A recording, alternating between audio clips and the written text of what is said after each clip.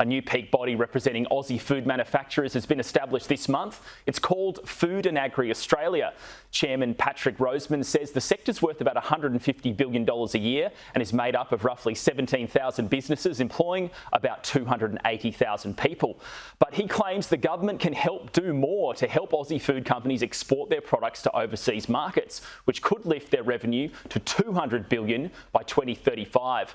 Sitting on the board as a non-executive director is Patrick Noone, the former CEO of Costco Wholesale Australia. Sky News Business Editor Ross Greenwood sat down with the two executives last week and started by asking Mr Noone why Aussie food manufacturers aren't focused on exporting products overseas. It's a really interesting question. I think the country is a trading country, but we don't really focus on our food manufacturers in Australia in terms of helping them find markets overseas. Is that because of the big supermarkets here? I think largely you're focused on trying to provide the goods for them rather than growing outside of the country. That's right. They're focused. The big supermarkets are focused completely on domestic supply. That's where their market is. So everything they put into those manufacturers, small and medium-sized manufacturers, is all about supplying Melbourne, Sydney, Brisbane, etc. But nothing about Tokyo, Taiwan, Korea, or the US. So I think there's a real need in this business for our small manufacturers to come together in an association like we're proposing to create an atmosphere where we can liaise with the federal government and help them get the necessary means to develop those overseas markets and grow the food manufacturing business in this country. Okay, so Patrick Roseman, you've dealt with a lot of these small suppliers, small food manufacturers. If they don't go and expand overseas, are vulnerable to being squeezed by the big supermarkets, as we've seen in the inquiries this week.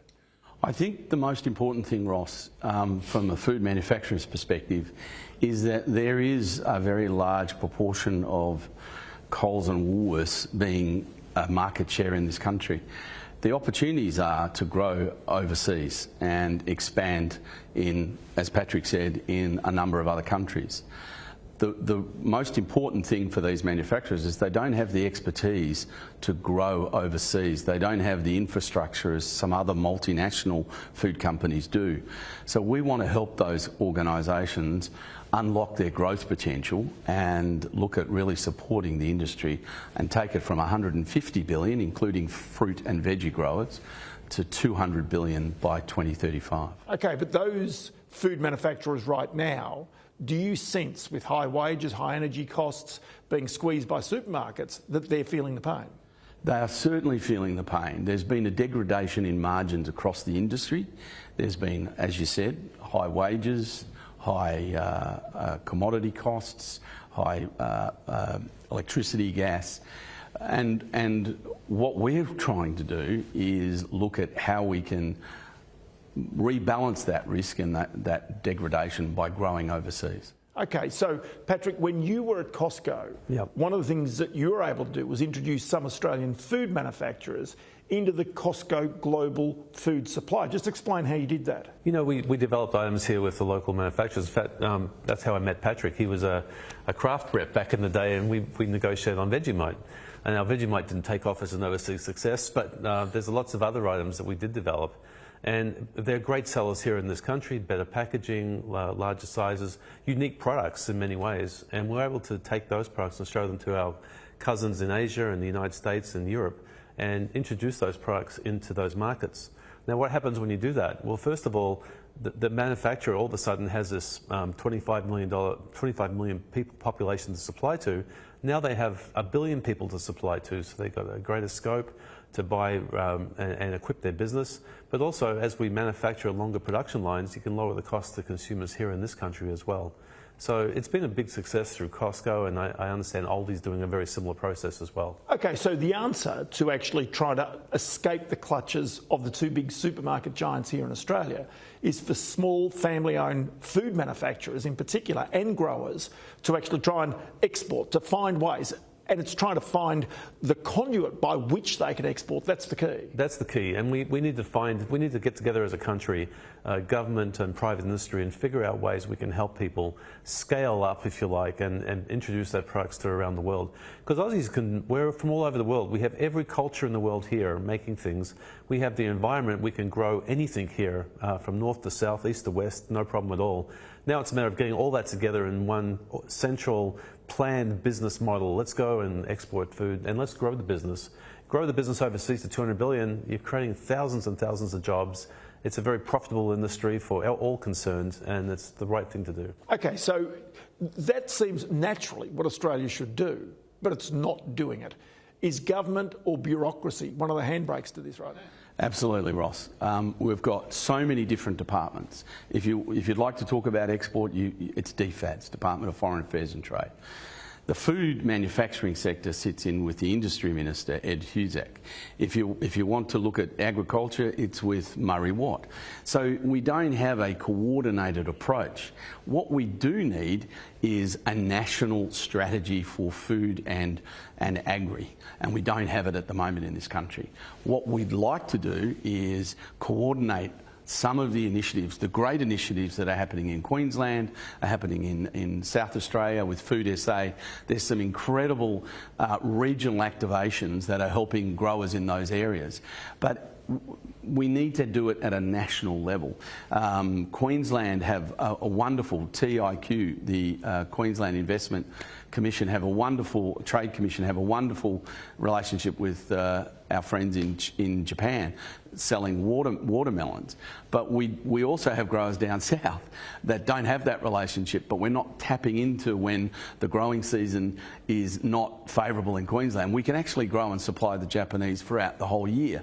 That's a really good example of if we had a coordinated approach, we'd be able to really unlock some of this growth potential at a national level, which we haven't been able to in the past. Because one of the interesting things about food is if you are a grower, then you're creating a raw material, which has its value. That's right. But as soon as you add value to that, like any form of commodity, you make many, many times the value by producing food products, don't you? That's right. And we use the example of olive on a tree, right? It's an agricultural, under the Agricultural Ministry. So you pick an olive, the Agriculture Ministry is looking after that. The health and safety of it is by FRANZ and the Health Department.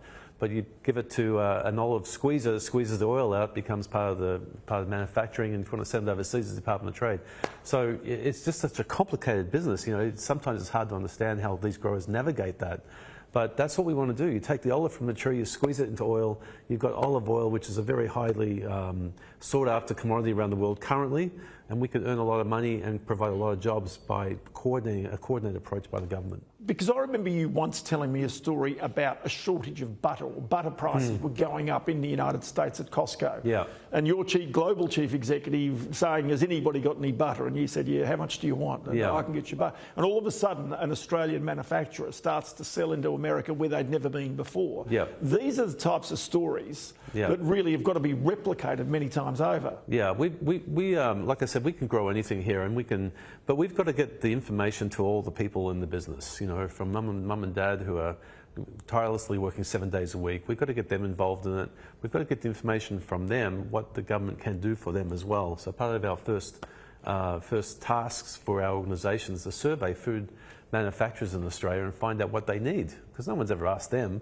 We've got all these academic studies from the CSIRO to the Food and Grocery Councils telling them what they should have, but no one's asking the food growers what they need in terms of resources, in terms of contacts, in terms of an organisational structure that they can work with. So that's one of the things we're proposing right off the bat. So Patrick, one interesting aspect of this, if a food manufacturer has a market of 27 million, high energy prices, high wages we talked about before, can they actually compete when they go overseas, or do they need to scale up there? And is that where they need help from government? They need to scale up. The Europeans and other countries around the world have been subsidising their manufacturing, food manufacturing, for years. The Europeans have been doing it. And then you're seeing in Australia cheaper imported European products hit the supermarket shelves. Sometimes being dumped in the famous case of Italian tomatoes over the years. Correct. So what we're looking at doing is incentivising and upscaling. We talk about the productivity in this country declining. We want to increase the productivity. We want to energise and modernise the food manufacturing. It's the largest manufacturing sector in the country. When you add on fruit and veg, it's $150 billion, and we don't have a strategy to modernise it, to create jobs, as Patrick said, to incentivise. Korea has 50 million people. They import 75% of their food. Just imagine that, 50 million people.